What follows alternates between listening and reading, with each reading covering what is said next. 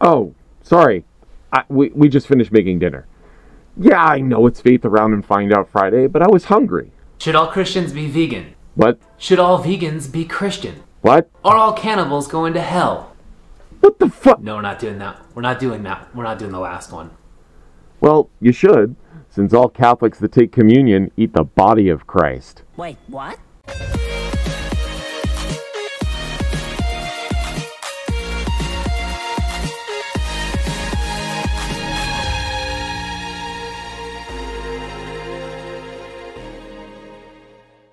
Tonight on Faith Around and Find Out, veganism and Christianity. Full disclaimer, I don't care what you eat. Be vegan, be omnivore, hell, be carnivore. Eat whatever you want. There is nothing wrong with being vegan. There is, however, something wrong with trying to shame me into being vegan. Now, my food is going to get cold if I keep making this, so I'll try and be a bit quick. I had the idea to do this when someone showed me a specific passage of the Bible while a vegan was in the PNR server talking about what he eats. I thought it was funny as hell, but it's pretty much the big fuck you, so we can wait for it for now. My subject today is the vegan yak, all ready to talk about his Bible and veganism.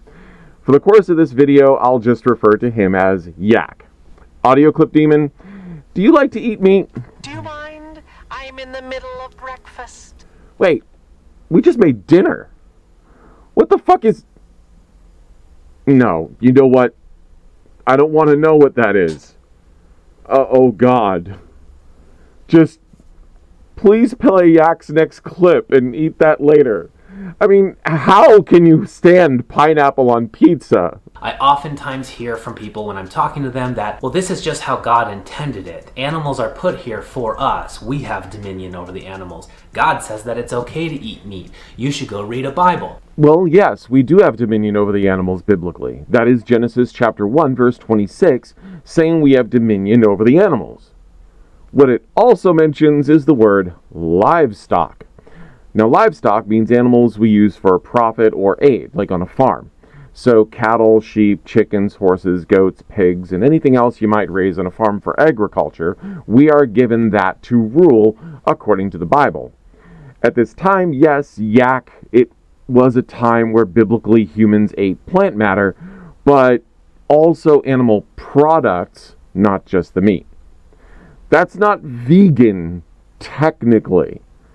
If you're utilizing animal products like milk and eggs, they are not eating meat at the time. However, later on, after the flood of Noah, in Leviticus chapter 11 of the NIV, because the KJV is corrupt as fuck, there's a full set of rules solely devoted to eating meat. What meats you can eat, what animals are unclean, what is clean, what birds you can eat, and no, I'm not going to get the nitpicky bullshit and mention the whole bat thing. Nailed it! So I kinda did read the Bible. Kinky. A lot. So is that it? I think we're done here? Seems like this could have been a short. Stay tuned. Oh. Is he not done? No. Okay, I guess we can keep going. The first thing that I wanted to point to is God's ideal vision for the planet. And for that, I'm going to turn to Genesis 1:29. Then God said, I give you every seed-bearing plant on the face of the whole earth, and every tree that has fruit with seed in it. They will be yours for food. That's God's ideal vision for the planet, is for us to eat plants. Ah, Genesis, before everything went fucky. Really? Well, yeah, fair enough. In Genesis, God told Adam to eat the fruits of the Garden of Eden. God's ideal garden where he would generally be vegan. But then again, in our very next verse, all animals are supposed to be vegan too. Picture now in your head wolves eating a salad. But the question is not if we are able to eat meat, it is if we are designed to eat meat. The answer is yes. Humans and several other animals on the planet have an organ called the pancreas. The pancreas sits close to the liver and gallbladder and aids in the digestion of saturated fats and proteins. Saturated fats are not generally found in vegetables, but are found in meats. So in other words, our bodies are built to consume and digest meat products. So even if we were created by God, from the start, the ideal vision for him was the eventual consumption of meat products. Else, why would he have designed us like this? It wouldn't make any real sense now, would it? No. For clarification, I think we evolved as omnivores and nothing snapped its fingers to make us. Hold that thought. He has more? Yeah. Oh boy. Hurry up, my food's still getting cold here. Of course, sir. So what's the rebuttal from this on Vegan Yak side? And it's not just in Genesis in the beginning, it's also talked about at the end times as well. Isaiah 65:25 says, "The wolf and the lamb shall feed together. The lion shall eat straw like an ox. But the serpent, its food shall be dust. They shall not hurt or destroy on my holy mountain." So it also says here in end times that we're gonna be vegan. Even the lion and the ox are gonna eat straw together. You want to tell him or should I? This is going to be very entertaining. I'll get it then. You just get the next clip ready for us. Okay, fine. So Isaiah 65 isn't talking about us on earth. It's talking about paradise. Technically up there we could put anything in our bodies or nothing at all. We're dead and done. The animals up there don't need to eat either. This is eating out of pleasure and enjoyment of the taste. Nowhere in there does it even forbid us not to eat meat while we're in God's paradise. Just that the wolf and the lamb won't bother to harm each other, nor will the lion. This isn't saying we are vegan, it's saying the animals will not fight and there will be peace, which is the entire point of the passage. A message of peace, not a restriction on your diet.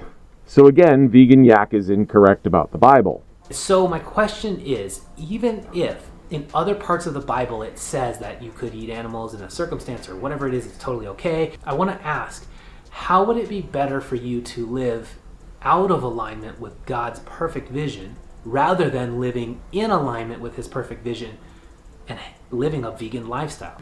Wait a second there, yakety sacks. Are you saying that biblically God told people to do things not of his perfect vision? So in other words, God created something imperfect? Because it sure sounds like that's what you're trying to say. Even if God was real and even if the Bible is true, everything God commands biblically would be in alignment with God's perfect vision and plan. So if God allows us to eat meat, eating meat is part of God's plan. So you are going outside God's perfect plan for humanity by consuming in a vegan lifestyle. Ooh, drama. Yeah, no kidding. When these guys say things, they tend to stop at the surface instead of realizing the implications of what they said. Hey, ACD, Sup? please play the next clip for us.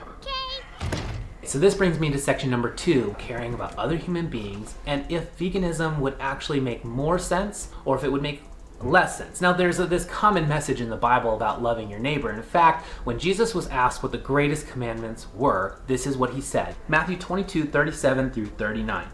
Love the Lord your God with all your heart, and with all your soul, and with all your mind. This is the first and greatest commandment, and the second is like it.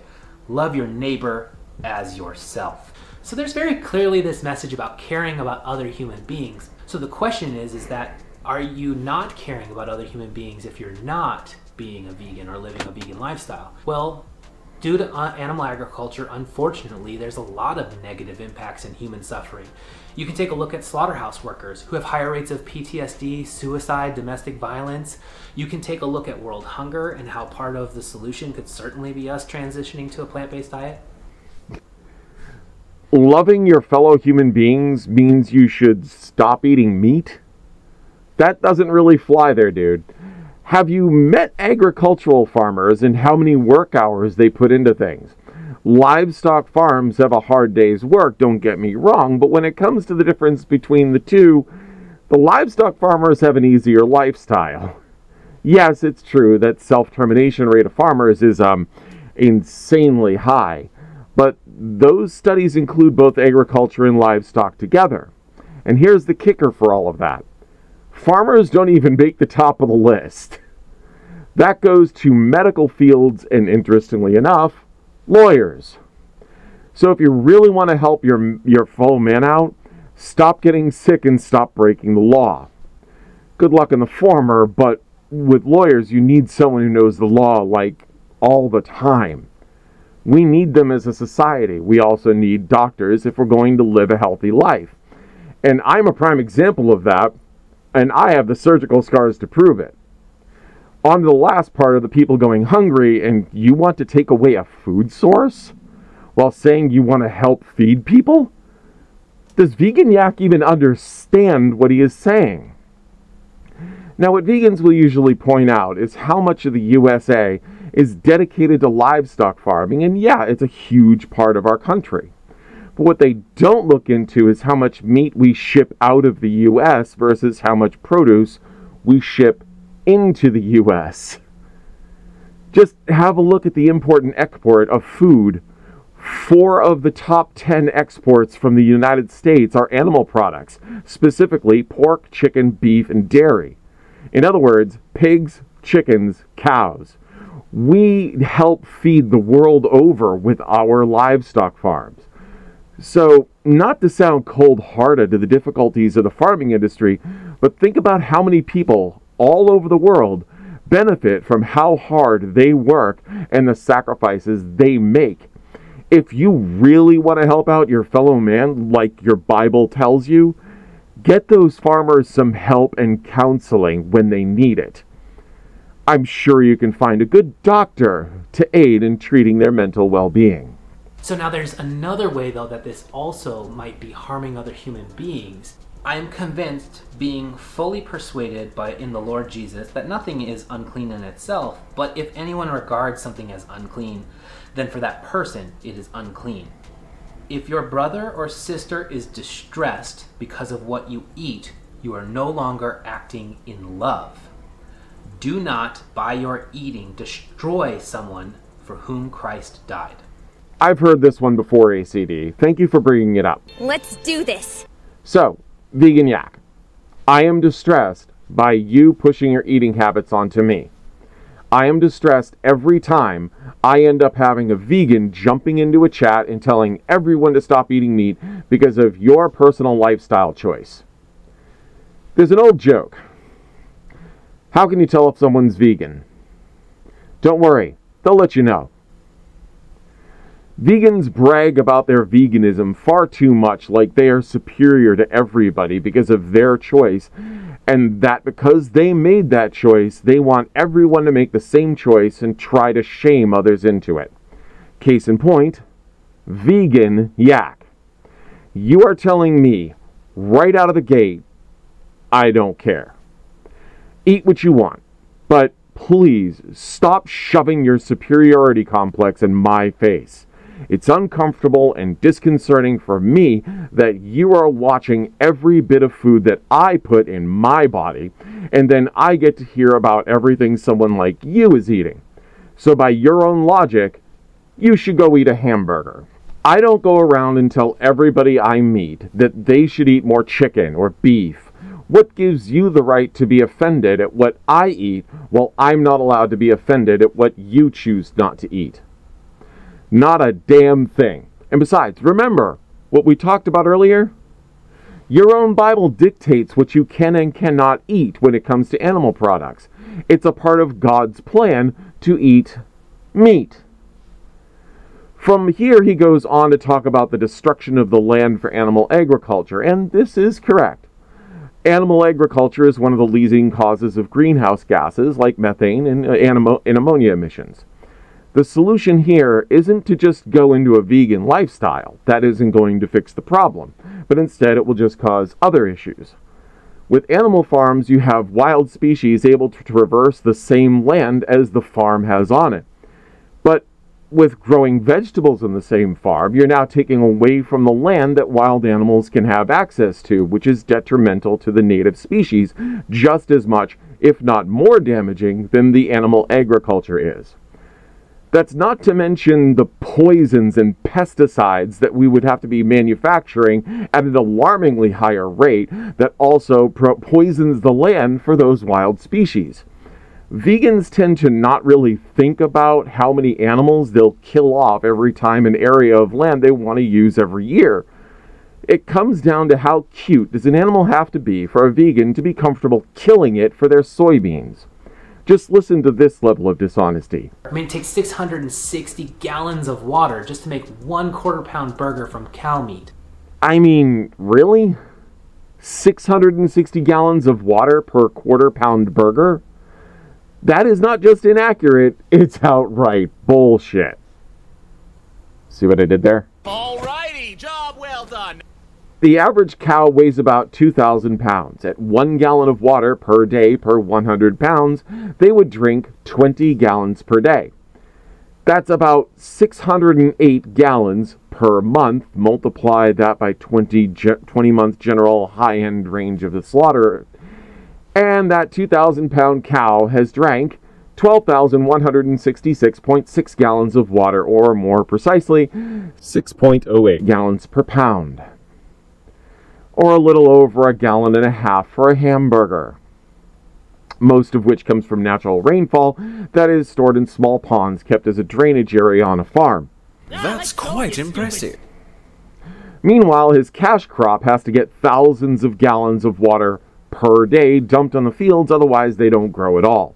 Entire irrigation systems have to be installed just to get enough water to the plants, or they have to pray for rain, and one plant isn't going to feed him. But each plant needs its own water, and most of that water goes right back underground into the water table and is lost while now we need machinery to pump it back up above ground to start things all over again. You need about 2 gallons of water per plant per growing season, or in other words, you need 2 gallons of water for the bun of my burger. Perhaps you should stay away from the math side of all of this and focus back to the whole God thing. We're quickly straying from the point of all of this. Sarcasm is unbecoming of you. Blow me. Oh, getting cakey. Later, ACD, after we finish recording. In short, animal agriculture does do damage to the planet almost as much as grain and vegetable agriculture does. Maybe that's why, biblically, God said what animals are clean to eat. As he keeps going on this, feels more like a promo for veganism while he's just trying to bash on eating meat. Why the hell is all this going on when he's only barely touching on the biblical aspect? And I think the reason for this is because he wants to justify his own vegan lifestyle with the Bible instead of saying the Bible is promoting veganism. So for this, I will just do the opposite for an opposing view and support it with how our bodies are built. I'm going to take the position of a Christian and wrap back around to my own worldview. Bear with me here. Kinky. I know, ACD, this is a rare thing for me to pull off, but relax. It's that big old fuck you I was talking about. Starting off with Romans chapter 14, verses 1 through 3. Except the one whose faith is weak without quarreling over disputable matters, one person's faith allows them to eat anything, but another whose faith is weak eats only vegetables. The one who eats everything must not treat with contempt the one who does not. And the one who does not eat everything must not judge the one who does, for God has accepted them. Holy shit. According to this part of the Bible, it is talking about those weak in faith eating only vegetables. We should not treat someone like vegan yak as lesser than the rest of us for his weakness, but we should instead support him and not judge him. God has accepted him, and this would be with God's overall plan. But it does 100% state that eating meat is not only perfectly fine, but encouraged with God's overall plan. And that now, while we can eat meat, we should, as it tells those vegans are weak in their faith. To support this, right after the flood of Noah, God said this in Genesis chapter 9, verses 1 through 3. Then God blessed Noah and his sons, saying to them, "Be fruitful and increase in number, and fill the earth. The fear and dread of you will fall on the beasts of the earth, and on all the birds in the sky, on every creature that moves along the ground, and on all the fish in the sea. They are given into your hands. Everything that lives and moves about will be food for you. Just as I gave you the green plants, I now give you everything. Wait a second. This is God himself straight up saying for Noah and his descendants to actively eat meat. In fact, they are allowed to eat literally any meat they want. Everything is up for grabs to keep and sustain their lives. This is also saying that our dominion over the animal kingdom is absolute, and they are just to be used as a food source, generally saying that it is now biblically wrong to be vegan. The next interesting part is at this point, all the vegans in the world are gone. They're dead, the world over after the flood, leaving just Noah and his family as the start of the omnivorous human race. God changed his perfect plan, and that is for us to eat both vegetables and meat. Perfectly fine for us to do this now. Lastly, and I won't read the entire chapter, but Leviticus chapter 11 talks about Moses and Aaron and a conversation with God. In this chapter, God updates us on all what we can and cannot eat. He says that it is clean and unclean foods to eat. Not talking about vegetables here, but solely what meats we can and cannot eat. So biblically speaking, vegan yak should be omnivorous yak, like the Bible teaches, mainly because being vegan is an affront to God. Back to the normal me, I frankly couldn't care less what he eats. If he wants to eat completely vegan, by all means, do it. Don't eat meat. Keep your lifestyle choice. I don't mind. I have had very good and tasty things that have been vegan foods. I actually really like vegan burgers. However, back to the Bible. Let's do this. Just a reminder, a few things. In Mark 11, Jesus hates a fig tree and kills it.